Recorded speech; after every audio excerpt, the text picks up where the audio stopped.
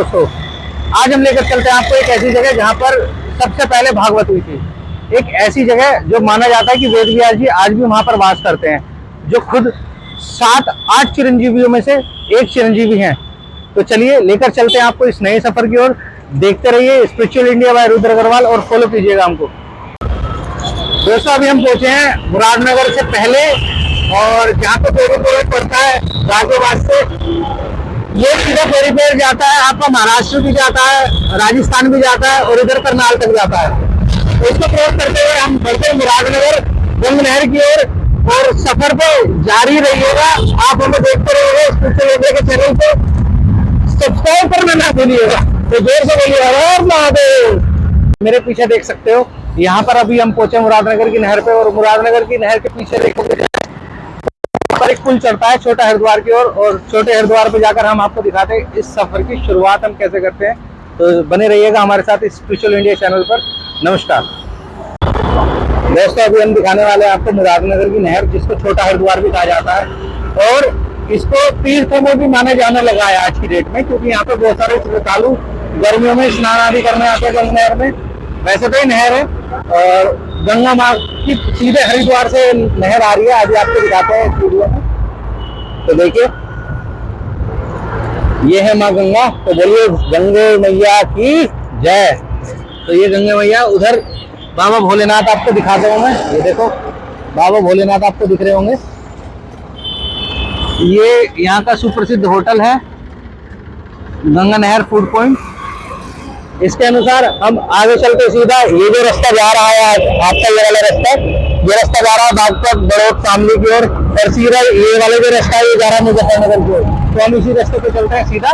तो आगे दिखाते हैं आपको इस सफर पे कहाँ से हम होते हुए कैसे कैसे जाते हैं, आपको बताते रहेंगे। सफर बहुत ईजी है यहाँ का आने का, आप भी आ सकते हैं। आपको ISBT कश्मीरी गेट से भी बस मिल जाएगी, और मेरठ रोड से भी बस मिल जाएगी गाजियाबाद से। ठीक है, आपको घबराना नहीं है, आपको सीधा बस की टिकट लेनी है, बस में चलाना है। बस आपको सीधा मुजफ्फरनगर उतार देगी। मुजफ्फरनगर के लिए बस यहाँ से डायरेक्ट मिलती है गाजियाबाद से ISBT से। बाकी आपको बताता हूँ कैसे कैसे आप रास्ते में मजे ले सकते हैं। ठीक है, तो चलिए चलते हैं इस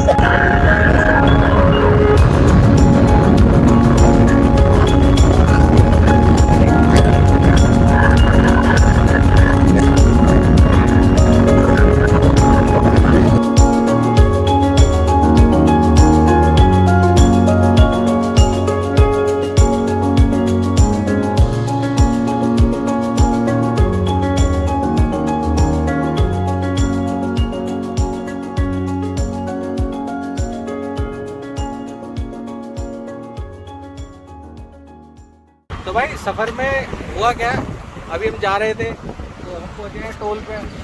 ठीक है, मुजफ्फरनगर वाले टोल है, आगे मुजफ्फरनगर आ जाएगा। ठीक है, अब हुआ क्या है कि किसी भाई ने हमें रोका और कहा कि भाई दिखाओ। तो भाई साहब नंबर प्लेट तो है ही नहीं, गिर गई। अब हम भैया टोल पे वापस आए, तो यहाँ ढूंढा बहुत सारी जगह, तो ये मिली भाई साहब हमें नंबर प्लेट। अब हम इसको फिक्स करते हैं।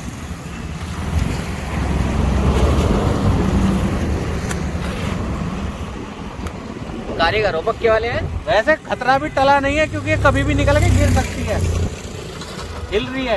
ये देखो, ये जुपिटर वाले साले, मतलब क्या गाली दूं मैं इनको, कमजोर माल बनाते हैं। टूट गई भाई साहब, धचकियों में टूट गई। और ये कभी भी देखो, ये हाल है इसका, तो कभी भी निकल सकती है। भाई साहब मैकेनिक बनो, तो मैकेनिक। भाई साहब सिंपल सी बात है, अपनी फ्रेमिंग को संभाल के रखना, कभी ऐसा ना हो कि हमें तो मिल गई तुम्हें मिले भी ना। ठीक है, तो चलते हैं आगे, सफर पर चाय की चुस्कियों के साथ मिलते हैं। भाई लोग, हम पहुंचे हैं अभी खतौली में हम रुके चाय पीने के लिए। तो मैं और मेरे भाई दोनों यहाँ पर पहुंचे। देखो तो भाई अभी नमकीन खाई है हमने, चाय पियेंगे दोबारा, क्योंकि मौसम बहुत ठंडा है। और मौसम तो यार अल्टीमेट, मतलब कुछ कहा नहीं जा सकता मौसम के बारे में, बहुत खूबसूरत। और ये भाई ने हमारी टी शर्ट बदल ली है, भाई काले से हो गए सफ़ेद, बिल्कुल वाइट, प्योर वाइट भाई लग रहे हैं, अनटच ऑसम। ठीक है, तो हम यहाँ रुके चाय लवर्स पे, चाय लवर्स पॉइंट है। बहुत अच्छी चाय बनाई है भैया ने, एक नंबर चाय बनाई, कुल्हड़ वाली चाय देते भैया। आप उसके सामने देखेंगे शीतल ग्रैंड करके कोई रेस्टोरेंट है, वो बहुत कॉस्टली है वो, मतलब हमारे बजट से आउट ऑफ बजट है हमारा। और ये सीधा रोड जाता है मुजफ्फरनगर होते हुए। अभी हम खतौली हैं तो मुजफ्फरनगर की ओर बढ़ रहे हैं मेन। यहाँ से चलते हैं आगे, पहुँचते सफ़र पे आपको दिखा। तब तक हमारे साथ जुड़े रहिए यार।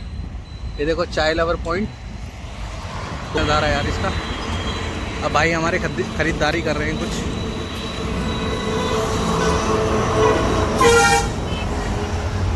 तो भाई क्या खरीद रहे हो?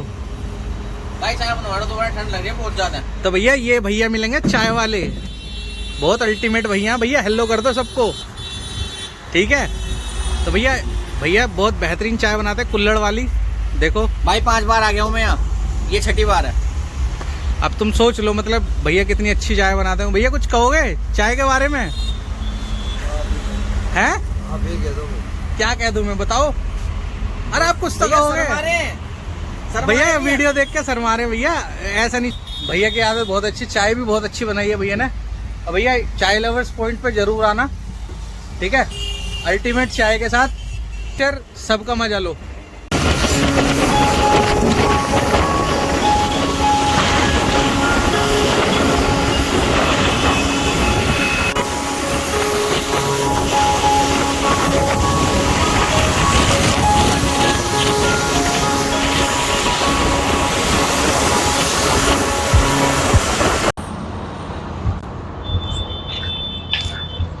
तो दोस्तों पहुंचने वाले हम सुकरताल, मात्र 10 किलोमीटर का रास्ता रह गया है।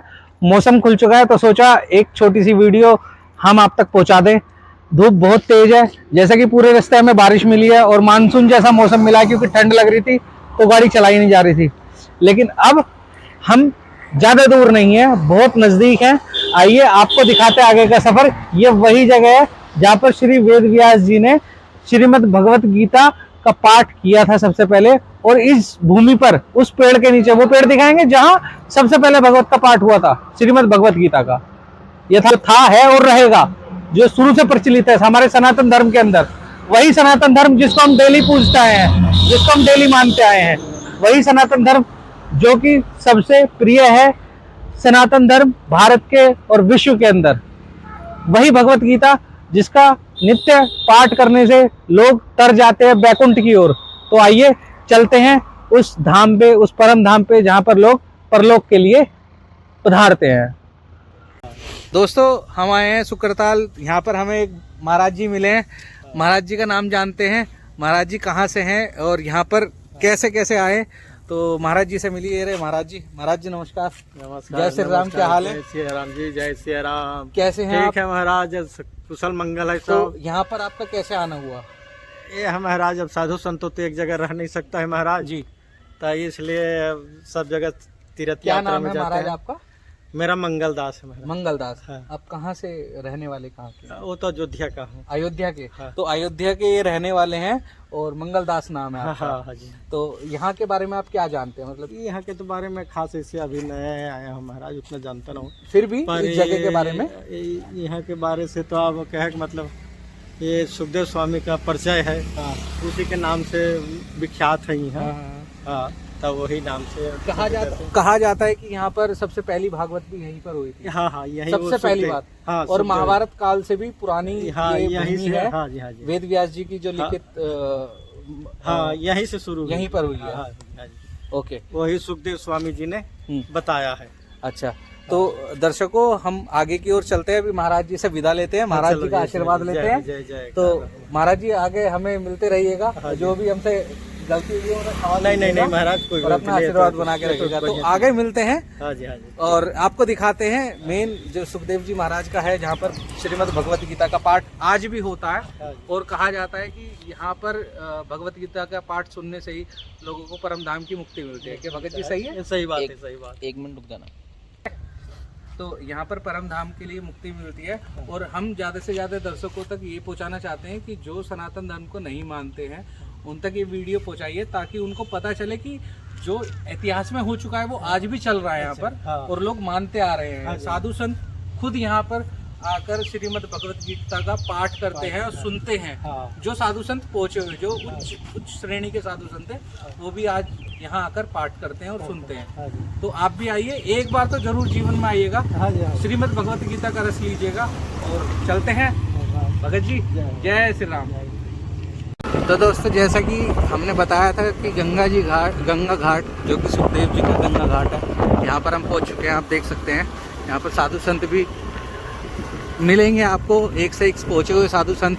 और यहाँ पर मैं आपको दिखा देता हूँ कि कारगिल स्मारक भी है, शिव धाम है, दुर्गा धाम है, नक्षत्र वाटिका है, हनुमान धाम है, गणेश धाम है। तो सबसे पहले हम घाट पे चलेंगे, उसके बाद हम आपको दिखाते हैं कि यहाँ और क्या क्या है एक्सप्लोर करने के लिए। तो यहाँ पर ये देखो कितने सारे बंदर की तो अथाह भीड़ है, छोटे छोटे बच्चे, पक्षी। पता चलता है कि हम प्राकृतिक के साथ जुड़े हुए हैं, और प्राकृतिक भी यहाँ बहुत अच्छी है। तो हर हर गंगे। तो हमारे बड़े भैया बैग लटका के चल रहे हैं अभी। चलो घाट की तरफ। घाट बहुत खूबसूरत है, बंदरों का मेला है, और हम यहाँ पर हैं अकेला, समझ रहे हो। ये बंदर वैसे मथुरा वाले बंदर नहीं है जो तुम्हारी टोपी चश्मा छीन लें, बाकी पता कुछ नहीं, मूड की बात है। हो सकता है हमें ले जाएं। देखो गंगा जी का, माँ गंगा का है कितना शालीन प्रभाव है, एकदम शांत, और कुछ मतलब कहा नहीं जा सकता, शब्द नहीं है मेरे पास कहने के लिए, लेकिन बहुत अद्भुत, एकदम शांत। ये देखो पूरा घाट।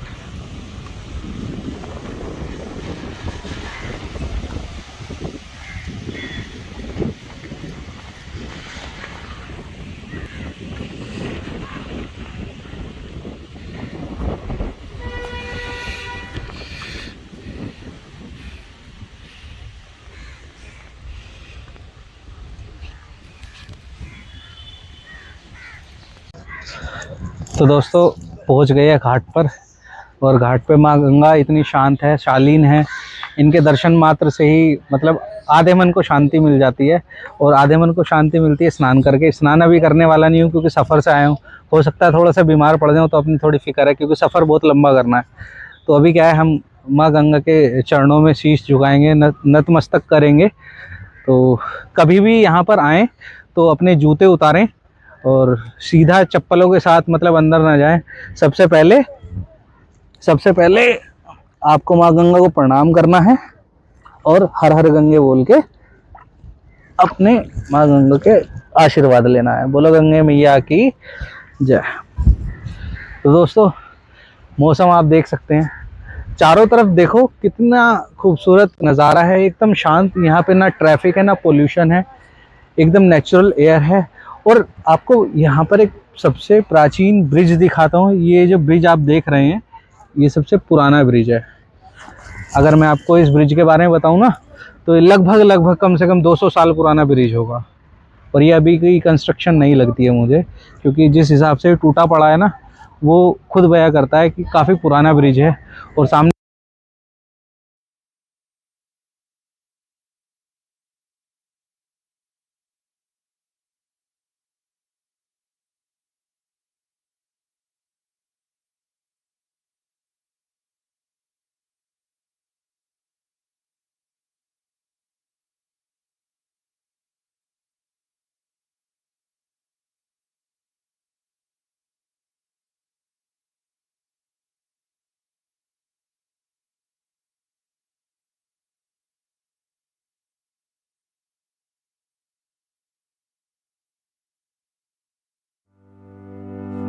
तो दोस्तों आखिरकार हम पहुंच गए सुखदेव जी के द्वार पे। अब चलते हैं अंदर की ओर और करते हैं दर्शन।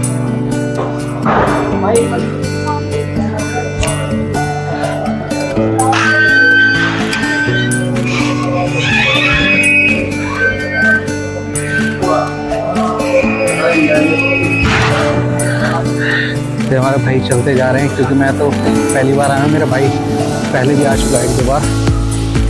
देखते हैं हमारे भाई क्या दिखाते हैं हमें।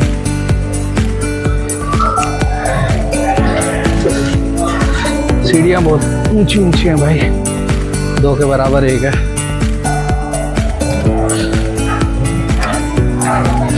इधर नीचे प्रसाद की दुकान है, माला वाला ले सकते हैं।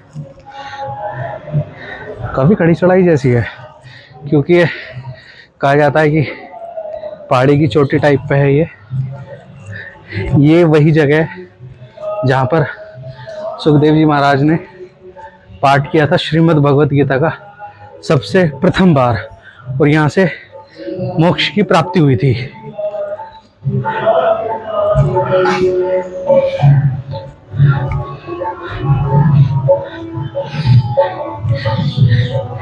ये है यहाँ यज्ञशाला, और ये वो भगवत पीठ है। सांस फूल गई, शायद ये वही वट वृक्ष है जो आप देख रहे हैं।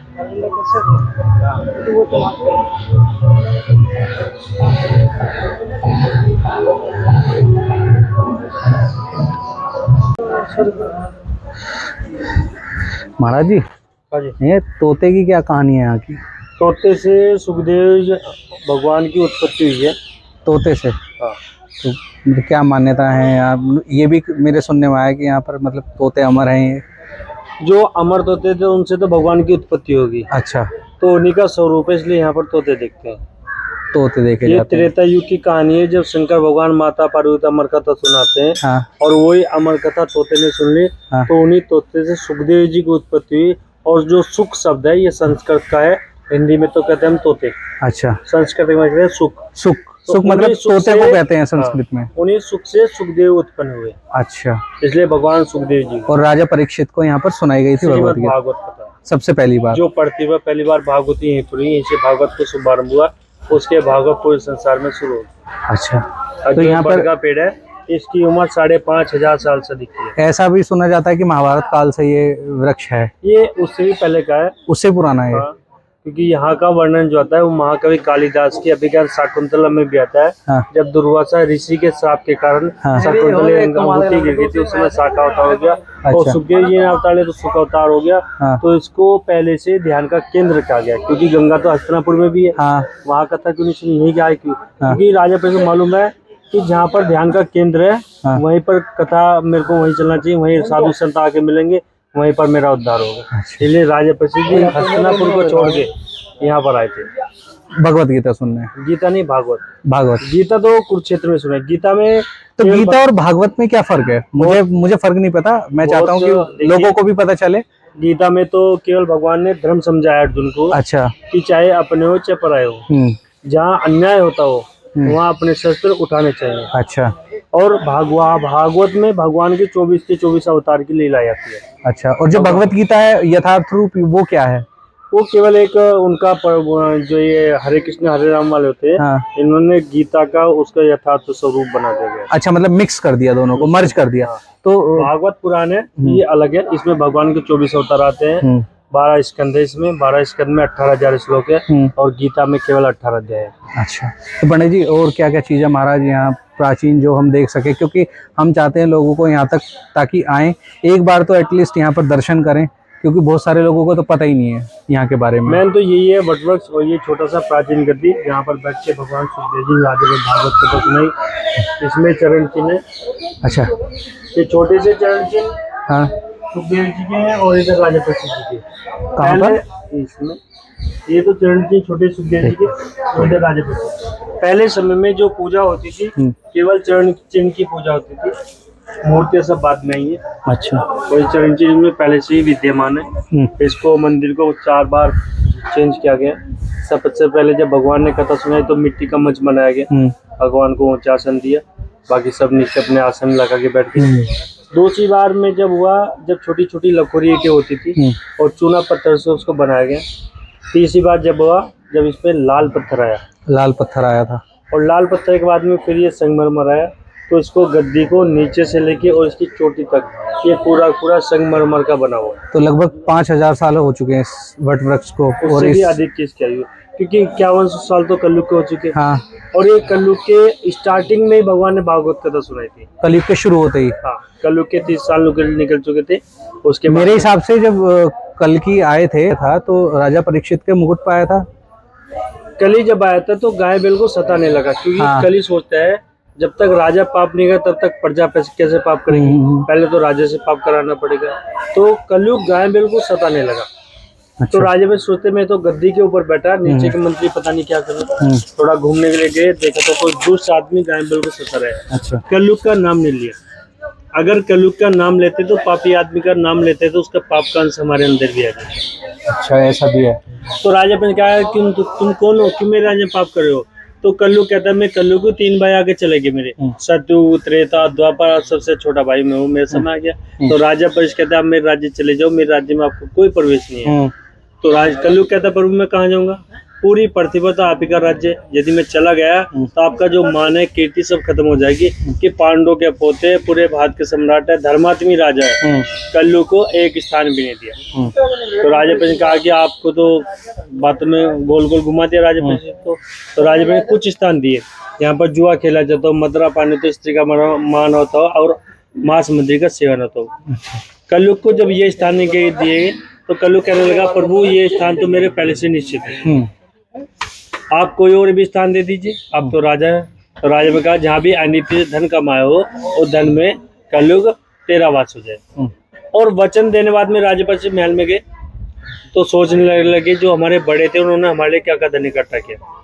तो जब खजान मंडप में गए तो देखने लगे सोना चांदी हीरे जवाहर सभी भरे पड़े, पर एक मुकुट जो था जो सबसे ज्यादा चमक वो भी राजा जरासंध का, जो अनित्य धन कमाया होता। राजा पर उठो उसको उठाया, उठा के पहन लिया, ना सोचा ना समझा किसका था कौन लाया था, उसमें कलयुग का वास हो गया। अच्छा। और उसी मुकुट के प्रभाव के कारण राजा परीक्षित ने कलयुग के प्रभाव समय ऋषि के गले में मराव सांप डाल दिया और समय पुत्र संग ऋषि ने साफ दे दिया कि जिस किसी भी राजा ने मेरे पिता के गले में मराव सांप गिराया आज से 7 दिन वो नाक तक संज्ञापन कर।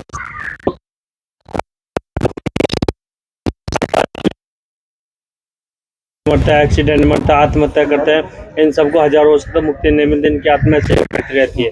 तो उसी हिसाब से मुक्ति पाने के राजा पर यहाँ पर है। और भगवान सुखदेव जी ने भागवत के द्वारा मोक्ष प्राप्त किया, जो मोक्ष पांडवों को नहीं मिला, भगवान के साथ में रहने से देवता भी तरसते उनको मोक्ष चाहिए, वही मोक्ष केवल राजा को। मोक्ष मतलब होता है जन्म और मरण, इन्हीं सभी बंधनों मुक्ति करा दी भगवान ने। ना ही दुआ किसी के पेट में जाना, ना ही दुआ जम लेना, भगवान के धाम में गए भगवान का नाम का स्मरण करते। ये भागवत की जन्मभूमि जहाँ से भागवत का जन्म उसके भागवत पूरे संसार में शुरू होगी। और ये बट का पेड़ साक्षी है भगवान सुखदेव जी की तरह। वैसे तो बड़ का पेड़ होता है, दूसरे भी होते हैं, उनमें दाढ़ी जटाएं बहुत सारी आ जाती है, इसमें वो दाढ़ी जटाएं नहीं आती, कम आती है, थोड़ी बहुत आती है, वहीं पर चिपक जाती है। और ऐसा भी मतलब मैंने सुना है कि ये सूखता नहीं है, हरा रहता है, हमेशा हरा भरा रहता है। आप कभी भी आओगे किसी भी मौसम में आओगे तो आपको ऐसा ही हरा भरा मिलेगा। तो पंडित जी बहुत बहुत धन्यवाद, आपने पूरी कथा सुनाई हमें, एक कथा का मतलब सारी सुना दिया, कहाँ से शुरुआत हुई। धर्म है, क्योंकि सनातन धर्म है, अगर हम इसको नहीं बताएंगे तो हमारे आने वाली पीढ़ियों को कैसे मालूम चलेगा। अच्छा, आप उन लोगों के लिए क्या कहना चाहेंगे जो सनातन धर्म के बारे में ज्यादा जानते नहीं, मतलब पैदा तो सनातन धर्म में हुए लेकिन जानते नहीं कि उनका अस्तित्व क्या है? ऐसा है कि उनको अपने बड़ों के साथ में बैठना चाहिए और हमारे जो ग्रंथ हैं उनको भी कभी कभी पढ़ना चाहिए। ये नहीं कि आप रोज रोज पढ़ो, आप जब समय मिला जब पढ़ लीजिए, पर अपने ग्रंथों को पढ़ना चाहिए, क्योंकि उससे हमारा जो पूर्वजों ने जो जंगलों में रह के खोज की, जो श्लोकों की खोज की, तो उसका सबको ज्ञान प्राप्त होगा। लेकिन मैं एक बात जरूर कहना चाहूंगा कि एक बार जिंदगी में श्रीमद् भगवत गीता और रामचरितमानस, जिसको मानस भी कहते हैं, उसका पाठ एक बार जिंदगी में जरूर करें, चाहे दोबारा करें ना करें। उससे तुम्हें पता चलता है कि तुम्हारी नींव क्या है, कहाँ से तुम्हारी शुरुआत है और अंत तुम्हारा क्या है। और यही सनातन धर्म की एक असली पहचान है, क्योंकि यहाँ पर जो आया है वो भ्रम में जिया है पूरी जिंदगी, भ्रम के अलावा कुछ नहीं है यहाँ पर। तो सनातन धर्म के साथ जुड़े रहिए और देखते रहिए, हमें आगे दिखाते हैं आपको सफर पे।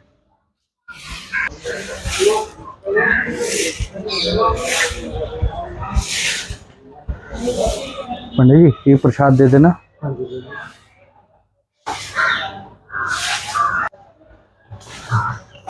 यहाँ पर प्रसाद मिलता है, प्रसाद आकर ले जाइए, शुद्ध मिलता है, मतलब कोई मिलावट वाला नहीं है, बिल्कुल बढ़िया प्रसाद है। यहाँ से सभी श्रद्धालु यहीं से प्रसाद लेते हैं और यहीं चढ़ाया जाता है। तो पंडित जी बताएंगे इस प्रसाद की कहानी, क्यों इसका मतलब मावे की क्या बोलते हैं, इनको पेड़े बोलते हैं ना पंडित जी, तो पेड़े का भोग लगते हैं, मावे के पेड़े हैं। तो पंडित जी बताएंगे शुद्ध देसी घी से है या किस चीज से बनते हैं? क्या बोल रहे हैं? शुद्ध देसी घी के हैं, तो ऐसा भी नहीं है। और 280 रुपये किलो है, मतलब बहुत सस्ते हैं, मतलब प्योरिटी भी है और साथ में सस्ते भी हैं। तो आप आओ और यहाँ से प्रसाद लो।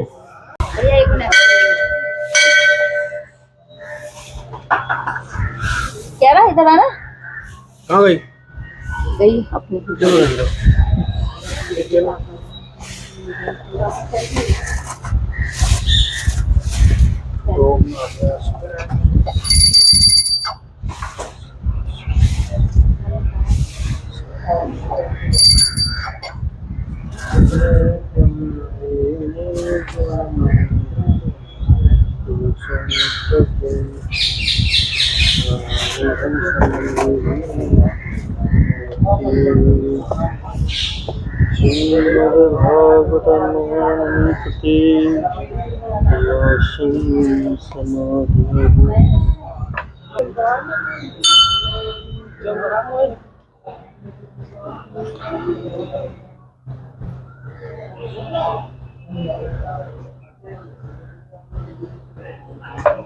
कल सुखदेव जी महाराज की। तो ये राजा परीक्षित जिन्होंने भगवत गीता सुनी थी, और सुखदेव जी महाराज जिन्होंने जो बताने वाले थे श्रीमद् भगवत गीता को। तो यहाँ पर मंदिर के कपाट खुल गए, दर्शन कर लिए कृष्ण भगवान के। बोले कृष्ण भगवान की जय।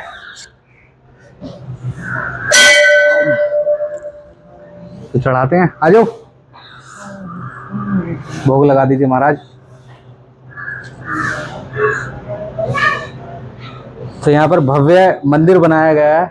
राजा परीक्षित जी हैं, सुखदेव जी हैं, महर्षि सिद्धि जी हैं, और भी ऋषि मुनि हैं जो कि भगवान श्री कृष्ण के निकट बैठे हैं चरणों में भगवत गीता का अध्ययन करते हुए। और इन सबका आशीर्वाद आप सभी को प्राप्त हो, इन सभी की आशीर्वाद आपको मिले और हम पे सभी पे कृपा करे।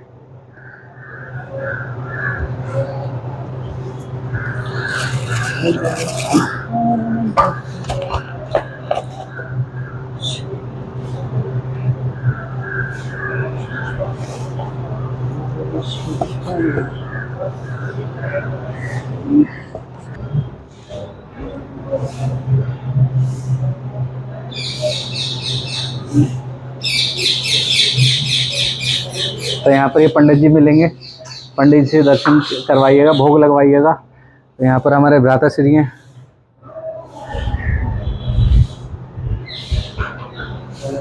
बोल सुखदेव जी महाराज की। चलो